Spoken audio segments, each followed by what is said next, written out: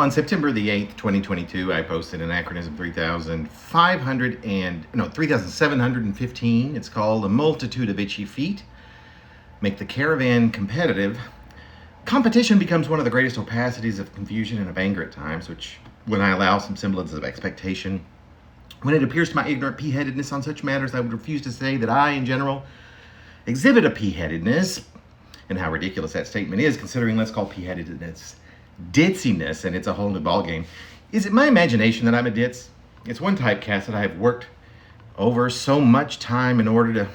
And here is where I'm not 100% sure I'm being real, as this could be some sort of excuse, albeit subconsciously, refusing to believe, and I don't.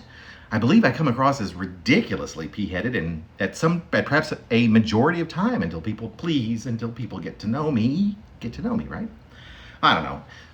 Who does that anymore? That novel of freakish tales of one so-called interview after another, and then for a time, just to know, asking for feedback.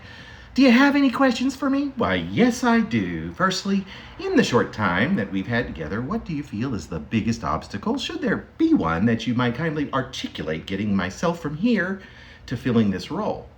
I'd get answers couched in all sorts of supposed compliments at first, then the nitty-gritty comes. Criticism I've received my entire life, it turns out. I am, as I prefer to call it, overly enthusiastic. It can also be called, you seem to interject a lot, you speak too fast, you meander, you talk over others. Well, okay. My therapist tells me that I seem to have pressured speech. This was a new one to me, but makes perfect sense. It is often associated with bipolar disorder or schizophrenia. In my case, it seems to be anxiety that is the root of the problem. Is it anxiety the foundation of so many of my problems? She likes to explain it as my brain working faster than most everyone else's. This was my father's excuse, by the way, for when he spoke so slowly that I would finish his sentences for him, much as square-wheeled sentence delivery consternation. Well, okay.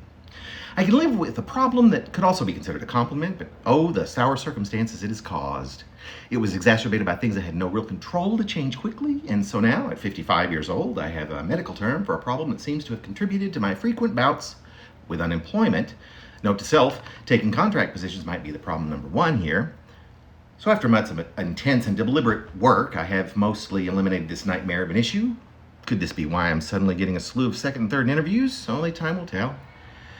There have been many false alarms thus far in my illustrious non-career, or my career ellipsis, but since this is Happy Month, I vow here and now to not make it a career dead end. Plus, I think my third interview this morning went well.